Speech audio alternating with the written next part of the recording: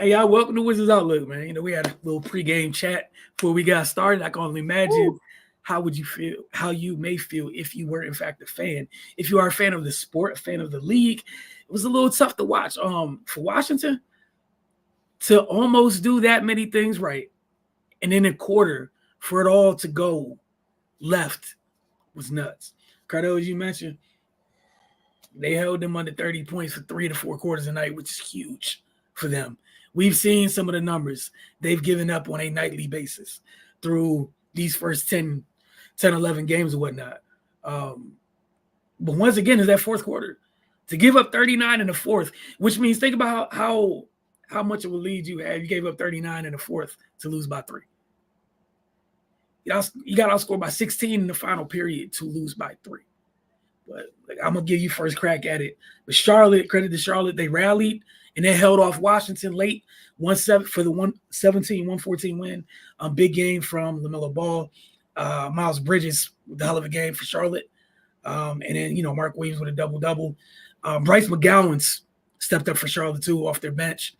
For Washington, Gaff had a nice rebound performance the last time that they had played Charlotte. Mark Williams went nuts. Gaff at least kind of canceled him out this game. Gaff had 15 and 16, so shout out to him for that. Kuz finished with 28, 9 and 10. Poole with 24 and 6. But Cardell, what happened in this? You want to start the second half or fourth quarter specifically? I'm just gonna get to it, man. The fourth quarter, they fell apart in the fourth quarter. They couldn't stop LaMelo Ball. He started going crazy. He had a couple threes, and they got the ball rolling. You know what I mean? He's done this pretty much every time they played. He may score here and there, but he's kind of, going between being a true point guard, getting his or whatnot throughout the first 3 quarters. In the fourth quarter, he gets aggressive, and he turns it on. And in the fourth quarter, he literally owned that quarter. Him and Miles Bridges, with help from Mark Williams cleaning up the glass and, scoring inside. But it was all LaMelo Ball in the fourth quarter. He dictated and controlled the game, and he ultimately won the game. He had 12 points and 7 assists in the quarter. He had 12 points and 7 assists in the quarter, man. And played every minute of that quarter, and they won by 3. A lot of his assists was to Bridges and to Mark Williams. He had a couple standalone threes as well as Bridges did as well. The defense, and that's just you. LaMelo Ball scouting them and understand that, like, I can get my shot off at any time. Tyus is too small, and Poole, self-explanatory. You know what it is. Matador defense. It's just, I hate to not talking ish or whatever is known now. Everybody's saying that he doesn't play defense at all. So he's confident he can get his, which is the main reason why I'm gonna get everybody else involved and let them do their thing, and we'll go from here. Now, Poole tried to answer with 9 points in the quarter by itself, but you can't outscore an opposing team on a home court when they got it going. LaMelo Ball is the best player on the floor, so you can't go blow for blow, and he has the green light. Whereas you got to show, dude, you're going to have to stop him because he's the point guard. He's always going to have the ball. You have to find a way to stop him. You have to take something away. This is my biggest thing with the Wizards. They don't take anything away. They don't take – when you're playing defense, especially against a great player, man, great scorer, you're just going to have to make jumpers over me. You're not getting to the line and you're not getting to the cup. I'm taking something away. They take nothing away. You see what I'm saying? LaMelo Ball got whatever, and he made sure everybody else got theirs as well. That was on the floor, especially Bridges and stuff. It just can't happen, man. The thing is, man, for 3 quarters, they played well to win this game. It took a damn near 40-point quarter for Charlotte to win by 3. And even with that being said, you still had your chances. Kuz had a big block. Jordan Poole gathers the ball. Just hold the ball. Let's go up and get a good shot. This is what kills them at the end of the games. They don't play smart. Let's get a good shot. He tries to dribble between 2 dudes. He gets stripped. Miles Bridges gathers. Koulibaly takes the charge. He scores. And it's just that's a deflating moment. Then even the last possession of the game, Kuz, trying to clear space. Fine, you've been making good decisions. Okay, let's see what you do with it. Fumbles the ball. That's key right there. Like, Tyus, come get this motherfucker and get us in something. You know what I'm saying? But no, he comes. They come with two extra defender. He throws up a Hail Mary 3 like on cue. Not a smart shot. It was just a hero shot. And for what? That was a bad shot, man. Like, you don't need those shots. You can get that shot literally anytime. It's a reason for that. It's a bad shot. You bet the defense like, good. Hey, he with us. Thank you. And if you hit it, I mean, it's one of those Jones like coach and then you hit it, you be like, all right, cool. But it's not like we live with that shot. No coach is drawing up a shot like that unless it's like 0.2, 0.3 seconds left on the clock. You see what I'm saying? When you have no choice. So he played excellent, man. Kuz was balling, man. I love what he's been doing the last 2 games. He's been facilitating early, and he's been playing chess and getting his within the flow. But you got to finish like that. You see what I'm saying? It's a reason why they're saying it's not about what you do, man. You know, through the majority of the game, it's the last 2-3 minutes that matters. And you got to be able to make those same plays you was making for the first 45 minutes and the last 3 minutes. That's how you pull out these close games. That's how you get your fair share of wins, and that's how you stop this losing streak that y'all are on, man. It's not that hard, man. Like, bro, Kuz ball, man. It's not, except for that last minute of some change, man. Look, man had 28, 10, and 9. 28, 10, and 9 on 54% shooting from the field, 50% shooting from deep. Like, he was hooping. It's nothing. Gafford, man. Gafford ball 15 and 16. He redeemed himself from what happened in the last game when Mark Williams came in there. He was looking like Moses Malone / Wilt in this joint, man, in DC. He came back and outplayed the young boy. And he had a monster double-double. You see what I'm saying? Like, Jordan Poole had 24, but it's an inefficient 24, man. 38% from the field, man. He got to get that up around 45 plus. You know what I'm saying? That's how you know he's getting good shots, man. You know, it just is what it is, man. So outside of that, you know, you had guys that just did what they're supposed to. They did their job. You know what I'm saying? Spurs, they did well enough for you to be in position to win the game, man. But on Charlotte's side, the lack of defense and most of these points, think about it. Melo scored 12 points. LaMelo scored 12 of his 34 in the fourth. And I think Miles Bridges scored 11 of his 33 in the fourth. Hold on. Let me just be factual. I'm not going to guess it. Hold on. Give me 1 second. Yeah, I was right. He scored 11. He scored 11 of his total of his 33 in the fourth. And he was 4 or 5 from the field. Miles Bridges didn't feel a thing. 2 or 3 from deep. He didn't feel anything. He didn't feel any resistance. And whatever they missed, Mark Williams cleaned up. He had 8 and 8 in the fourth quarter. He had 8 and 8 in the fourth quarter, man. Like, it literally came down to who played smarter down the stretch, and Charlotte did, because they had the best player on the floor, and that's LaMelo Ball. He made smarter decisions, and that's how they were able to win. And it's getting old, man, because this is what bad teams do. They could play good for 45, 46 minutes, and then they implode in the last 2 and lose a game they should have won. Or they win every quarter for the first 3 quarters. Then the fourth quarter, it just go to hell, man. Like, you can't make this up. 39 to 23. 39. You give up a 40-point quarter. And we all know when y'all give up 40-point quarters, the Wizards, you lose. There's no in between. It's over. So the fact that they're doing it for, 3 quarters, why even against the Bucks, they was hanging in there. The fact that they can do it lets me know whatever the coaching staff is telling them to do, it's working. It's good strategy. It's good adjustments. But the leaders on the team, the Kuz, the so-called leaders, the Kuz and the Pools, they got to play smarter, or the L's going to keep piling up, man. Like, this is on them. Everybody else doing their job. They're doing what they're supposed to do to put the team in position to win. It's their job to close the game out and seize the W. But you can't seize W when the other team stars are playing smarter than you. So it's on them.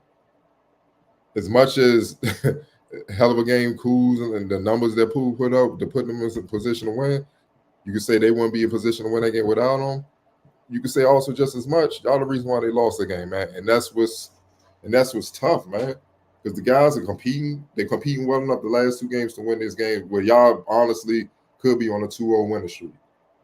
And then we talking about something good. You know what I mean? So, that's my take from it. It's just man, that last minute or so, man, it was just crazy, man. Yeah, going back to that last minute, they scored. They're within one. There's 28 seconds left, and they fouled immediately. Like if West had hair, it looked like he was going to pull it out. And the worst, like it wasn't the rookie that made the mistake. I'm pretty sure that message was conveyed, or at least you've played enough in the league to know. With 28 seconds down one, that's a full shot clock. You get a stop, secure the rebound, got a timeout left, advance the ball, you keep it going. If you get a stop and it's a live ball, turnover, even better. But it was 28 seconds left. Those are those things, Carter, you're talking about making good decisions, being smart down the stretch. Things of that nature. You can't do that. Good teams don't do that. You just don't do that in that moment. And then that was coupled with what you talked about a little bit ago with that last possession that resulted in the Hero 3. They just have to make better decisions. And those decisions, because they don't have a large margin for error, it costs them nights like this. It's been costing them this year, period. As a whole, we see routinely other teams, even when Wizards get leads, kind of like settle down and start doing the right thing and walk back into games routinely. This is another game Washington had a double-digit lead in. Of course, I'm not saying as soon as you get a double-digit lead, the game is over, but you had a double-digit lead in. You had them kind of on the ropes. And instead it turned into, brother, put up 39 in that final quarter. It's crazy. Absolutely nuts. And they don't have too much time. You know, you got the holidays tomorrow, whatnot. Then the team they saw a couple nights ago, you're in Milwaukee on Friday. Return home on Saturday to take on the Hawks.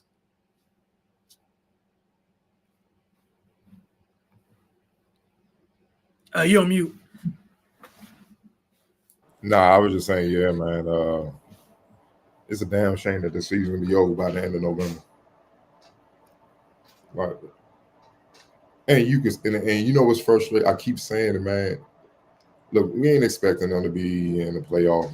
I'm just being honest. We didn't expect that. But you can compete for the play-in if you just play smarter. Play defense and play smarter. You see what I'm saying? And you could make it competitive. Like the last two games, what if they've been playing like this the whole season? Now the city can get behind you, try to give you that push when you at home. And so that's something to cheer for. Not like what we saw against the Knicks.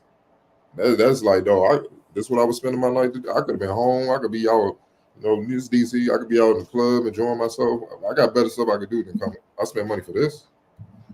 So they gotta do some real soul searching, man.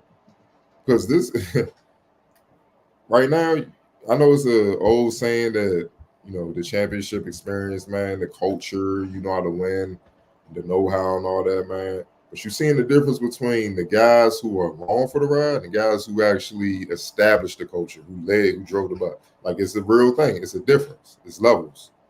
And these guys really, like, if you didn't know anything about basketball, and I told you they won championships before they won championship teams and played a big role in those championship teams, nobody will believe it that don't follow basketball. They won't believe it. I'm like, get out of here. You can't tell me that. Not the way not when I'm watching. And that's not a good thing, obviously, man. You supposed to set the tone where everybody else supposed to fall in line, like that's what it takes. That's what it takes. That's what it takes. And the way how they're not playing smart. And like if Kuz is back in LA with LeBron and AD and all those guys, he won't be taking those shots. He wouldn't. You can't say he wouldn't because he did with Golden State, but that's when Curry sat his ass down with the quickness. You see what I'm saying? And then you will see obviously Steph, Clay, Wiggs, Dre, and Loon finish games. So you won't even have the time. You won't even be in position and have the opportunity to make dumb decisions to cost us the game, to cost us the championship. You see what I'm saying? It's just, look, man, bad shots, the turnovers at the key points, the lack of execution defensively, man, it's just it's a head scratcher and just make you want to shake your head all the time. It's like if these are things that are correctable. Like I say, it would be one thing they don't have the talent. Like, yo, man, you just ain't got the talent. You ain't got the athleticism. Dudes ain't got the skill. It is what it is. But y'all right there. Where if y'all make a couple plays, just make smarter decisions. The whole y'all in 2-12 right now, it wouldn't be that. Y'all might be around 500 or something like that, a little slightly below 500, and trying to figure out how we can get above it. It's a totally different vibe, totally different thing. Oh, you're right. Where we correct a couple things, we good. Now it's like, no, it's a lot we gotta look at. Come on, man. It's 13, 14 games in this year. Like, shouldn't be. No reason for it to be. Player of the game, I think you mentioned it several times already. LaMelo Ball made this very simple. X Factor, Miles Bridges also made this very simple. You broke it down specifically. We talk about the totality of the damage they did tonight. And you mentioned it specifically, individually in the fourth quarter, what they did. 12, 11. So they had 23 to 39 that quarter. 23 of the 39. And then Mark Williams had 8. and LaMelo had 7 of their 11 assists. 7 of their 11 assists in that quarter. Mm-hmm. That's why I say he dominated that full quarter. He literally willed that team to a win, man.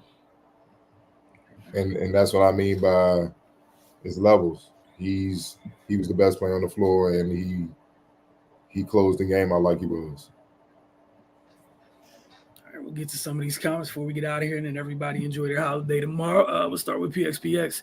Coach, champion in losing games. What is the logic? 7 minutes at the end of the game to take out Denny till the end of the game. So many games to lose in the last quarter.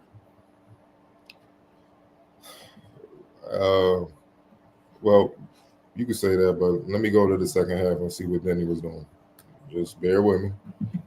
Sometimes people can lose sight. So this is what Denny did in the second half. He played 12 minutes and 53 seconds, almost 13 minutes. He was 1 for 3, 3 rebounds, 2 points. He was guarding Miles Bridges. He was, I know he was switching, but he was guarding either Miles Bridges or at times LaMelo Ball. Both of those brothers had 20 in the second half. Both of them had 20 in the second half. You're not scoring. You're not stopping anybody. What is the coach supposed to do? But you got this young bull that's going to press 94 feet, and he's going to always give you at least minimal defense. And this also isn't something new. Several times last year, anytime Denny had a rough night, and we know he takes on a lot some nights and having to stop good players, but that's his role. That's part of what goes with it. When he's having an off night and it's on both ends, minutes are usually a little low. Blizzy Baby said this team, man, 10-72 this season. My prediction, you got it. Hey, man, can't really argue right now. I'm not gonna fight back. Just reading that is a lot for me at the moment. They play good, but still means nothing without a win. Yeah. I think, as Ray's not here, but something he said several times, it's the winnable games where this hurts. The Milwaukee's, man, cool. Like that's like in my mind, that's house money. The Boston's house money. You're resetting, rebuilding, retooling. Those people are trying to win a championship. Y'all on two totally different timelines and realities. Those games I'm not tripping that hard of. Obviously, I don't want you to lay down and just get pummeled, but it's the winnable ones. It's these. You go up double digits against another team that's under 500. Not supposed to lose these. I didn't see the game, but I'm guessing the same old story. from what I did following along, seems like y'all got y'all wish Bilal played over Denny instead of with them, which makes no sense at this point. I think Cardell kind of talked on that specifically in the second half in this game. Also wanted to say, don't worry, boys, it's all going according to plan. Make the trade pieces look good, then get them picks. You forget the other team got a one. Jamil Lesson, tough when fellas can't really explain. Like, what's up, Jamil? Yeah, it's a lot of toughness. Yeah, that's the thing. It's too many of them. You in the building like us for a lot of them, dog. It hurt. I mean, it's frustrating, man. Yeah. And it doesn't get any better. The next two games, it does not get any better. You know what it's like, bro? I know you don't have kids. It's like when you know your kids know better and they still do dumb shit. That's how I feel watching the Wizards. And you just want to whoop their ass, man. You know, like that's where you want to go. I'm just keeping it a buck, man. And I know the coaching staff got to be frustrated because it's like, they're not telling y'all to do these things. They can't be. They can't. They're not saying, cool, shoot over two defenders, like 6 seconds left, man. They're not saying that. But I do, and obviously I'm not on the sideline. I wonder if they did say get the ball to Tyus, but Cool's waving them off because he was waving somebody off that was ready to come get the ball. I don't quite know if it was Gav coming for the screen. I trust Tyus to make a smart decision because that's what's keeping him in the league. He's always done that since high school. He's a smart-ass, cerebral, set-up point guard, traditional point guard. He would give them a good shot. Like, why are they so – and that's how Tyus, come on, dog. Yo, let's run a play. I'm going to come off, give me a good shot. And then if not, you got Tyus that could break down, make something happen. I don't understand that. You gotta for real, an elite setup guy, one of the best assist turnover ratios in the league. Give him the ball and let him make decisions. What's the point of having him on the team if he can't make the decision, dog? I just don't understand this, man. They're making it harder it has to be. Routinely on a nightly basis, especially when games go down the stretch. And we'll see him have the ball at times, possessions work out. And yeah, try it. Try letting him have the ball and setting folks up. Like, dog, in the second half, he had 5 assists, 0 turnovers. That's what he does. He don't look final. What do you have? Looking at Tyus Jones. He had 13 points, 7 assists, 0 turnovers. 0.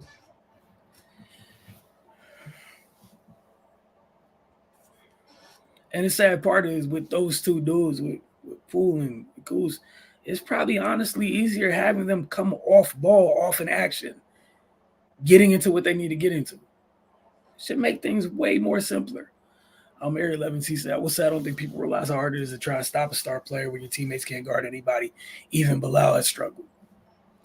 Yeah, I mean, you have a point. You know what I mean, Bilal is supposed to struggle at times. He's a rookie. Like, these are literally his first time going up and dealing with this, playing back-to-backs, playing against Giannis or Chris Middleton and Dame in the same job. You know, like, he's learning on the fly, but his foundation is strong. Once he gets the full experience, he's going to know exactly what to do, and he's going to be far more consistent. But you expect rookies to make a mistake. You don't expect veterans to look like they never played basketball before on the defensive end. That's the difference. And at least he's going to give you effort. You see what I'm saying? Denny, we all know about Denny, man. When he's not in his own head, he's a quality player. When he gets in his own head, you don't know what you might get. Oh, you say he meant Denny and Bilal as well. Yeah, when they're out there, just But that's why I brought up Denny. I'm like, when he's not in his own head, he's a quality player. But when he does get in his head, you don't know what you're gonna get, man. And then that's the first way because they're those two especially are supposed to be anchors on defense on the perimeter. You know, but they've had their fair share of wins too. But I don't think look, sometimes you're gonna get busted up. That's just part of the game. Mm-hmm. Just like if you're a great scorer, sometimes you're not gonna be able to hit nothing. It's just part of the game, man. You know what I'm saying? So, but with that being said, they still had a chance to win. That does not excuse them for giving up damn near 40 in the final quarter and losing this game. So I meant, what's it called? If both, again, going back to this, if both LaMelo and Miles had 10 plus in the fourth, right, you had them in a decent place before the fourth. But you had to close the game out. Mm-hmm. You had them in a relatively decent place. And again, I think we do our best to be realistic. I don't expect Washington's defense all of a sudden pitch a shutout and put those two in hell to where they couldn't do anything. But you had them in a decent place, which allowed you to have a double-digit lead. You just had to maintain and not be. And again, we keep talking about that end of the floor because it keeps being the biggest thing holding them back. They cannot generate enough stops, especially late, to go on big runs or maintain big runs. I've said it before, conservative guards don't work here. Michael Kirksey said, always blowing leads, get stops, get good offensive sets. I think Cardell touched on that. Some of the things in terms of get good offensive sets. Man, let your table setter set the table. Just like let your table setter set the table. Because think about it. Look, Kuz and Poole have had plenty of opportunities to go one-on-one and deliver. They rarely came through. So let the traditional point guard set y'all up. Then we can live with it. You know what I'm saying? Y'all need 3. Fine. How many seconds was left before he shot that? Because he let the clock run down real. It had to be double digits, like 14 or something like that. All right. You ain't even really have to go for 3 there. You could have went for 2 and fouled, and see what happens. Then when there's absolutely no other choice, you go for the 3 if necessary. So come on now, it's just, hey man, it's on them. Like we keep saying, it's on them. I can't even look at the staff because the staff got them in position to win. Whatever they're doing, telling them adjustments, they have a chance to win in the fourth quarter. It's the players making silly decisions and stuff, not executing, that's costing them games. Michael Kersey asked, was this guy's best game as a Wizard? I don't know. It's up there. He had a monster game. I think it's the best win this season so far. I don't know. But in his career, I don't know. But yeah, 15 and 16. Yeah, only negative for me, my man, you got to block shots. You jump way too high to not be blocking shots, and that's why LaMelo attacked. That's why Bridges attacked. They went in. Oh, sorry, I had that one. That's why they attacked. They went to the lane because even though he's bouncy, you can be bouncy all you want, but if you're not an effective shot blocker, why would I be scared of you? I mean, you're right. We saw it down the stretch. LaMelo was taking floaters and runners comfortably in the paint at times. Kuz should have accepted the challenge to check Miles, says Michael Kirksey. He then brings up Poole's 8 for 21. Yeah, come on, that's what I'm saying, man. Like that almost don't even count. You damn near it's a shot for every point. You know what I'm saying? That's not good. Man. And the thing is folks do have inefficient nights, but you can't both be inefficient, not be present on defense, and then down the stretch also not be there. LaMelo did not shoot efficiently. Like it wasn't a great night efficiency-wise by LaMelo. However, when we're talking about how this game ended, who are we talking about? We can't talk about how this game ended without talking about him. Yeah, man. Fine, he didn't shoot the ball efficiently, but like I said, fourth quarter, he had 7 assists. Hold on, let me check this out. 7 assists and 1 turnover in the fourth quarter. Bing, that's deadly efficient. Yeah, winning time. Yeah. And why were they in winning time? Again, you talk about Kuz with the defender. Look, man, I almost threw my mouse. I think it was a step back 3 by Miles Bridges, and he just stepped back and watched him, and I was like, bro, what are we doing? Well, you know what I say. If you can move on offense, your ass can move on defense. Yep. You just got to be locked in and study tendencies and stuff, and just be sound fundamentally. And normally, guys that get like antsy and they reach and have bad fouls or they're out of position, it's because they're nervous. Just like on offense, you get nervous if you don't work on your jumper, and it comes time for you to shoot. You're nervous because you're not confident in that. It's the same thing on defense. If you're not working, doing defensive slides, watching film, studying guys' tendencies, working on closeouts, communicating, really having a grasp of what the coaches want you to do, how to execute that on that end of the floor, you're going to be nervous. You're going to make mistakes. You're going to gamble.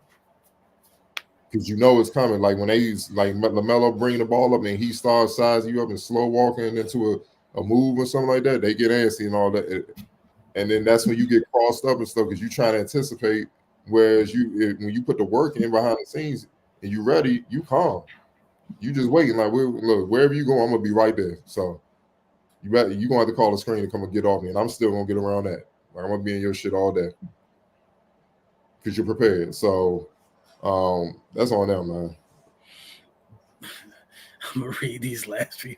Kirksey's going off the defense, and I can't get mad at you, man. Appreciate you all. That comment, obviously. Where you are at, I ain't letting nobody just have their way in crunch time. I'm gonna try. 11 said that's not the type of alpha Kuz is. If I'm top dog, I ain't let nobody get at me or my guys and slide my feet till they blow the whistle for a foul. Be an interesting way of going about it. Everyone does it. Like, bro, where your will. Defense is really about wanting it. There's nothing you said that's wrong, bro. There's nothing you said that's wrong because there's other teams in the league that do it with far more room for error. Bro, sliding them. Teams with technically worse defenders, willing to slide. I think it was the most bizarre thing to me from Area 11 sees that some of our players don't register as defenders to opposing teams. They look at them like practice drill dummies. Oh, man, they don't work on it like that. That's the sad part. They just don't. You know, the league don't really even. They don't even practice like that. Like, man, you could say defense is 1-2 as well, but I always tell people, man, it's a lot more. I can 1-2 all I want. I could be out there, but all I'm gonna do is me in foul trouble, man. Just getting in people and they just baiting me and stuff. It's discipline. You gotta be fundamentally sound, man. You really got to study the game, man. You really got to dissect your opponents. Like, you're not even just on film, because even from the film you watched from last game, they can work on some the next couple of days that they coming with and you don't know. So I'm gonna watch you in warm-ups. I'm watching you if I'm a reserve and I'm not in the game. I'm watching you. When I'm on the floor, I'm seeing what you're trying to do and stuff like that. Like, you're constantly locked in. That's what I mean by locking in. It's the same thing, like the same approach on offense where you got to dissect the defense to try to score or make the play. You got to do that defensively to try to stop the other team from scoring and making a play. That's why both ends are equally important. And I emphasize defense the most because you don't need to push a lot of players to score. Every damn near 95% of players want to score. They don't need no help with that. They're motivated, trust me. But to get stops, man, you damn near gotta go get a crane, pull these dudes out of bed on the court. Like, put a gun in their head. Like, you don't get this stop, it's over, man. Like, don't play with me. It's damn near like that for some players, man. So, yeah, y'all can say take the challenge, but man, we in the social media era with way stuff go viral. They don't want to be on that screen, man. They're fully aware of what can happen. They should. And that's why you got to respect the defenders, the Patrick Beverleys, the Draymonds, the Herb Jones, the Jalen McDaniels, man, I don't give a man who I got. They walk on the court like, who I got him? Cool. And they up in. Same mental toughness you need to be a killer and hit those dagger shots. It's the same mental toughness on the other side to stop those guys that can hit those daggers and hit those shots. Same thing. Not one lie was told. PXPX said in the last quarter, Bilal and Denny had to be played together for defensive purposes. Or the folks that are in the game can do their part. Like, they're getting paid. Like, this also what goes with being the top guys on the team. Like, when it's other guys of maybe higher ilk, bigger names, when they don't get it done, don't nobody got time for this. Y'all failed. Why? Why didn't you do better? Don't ask those questions. There's not context thrown in.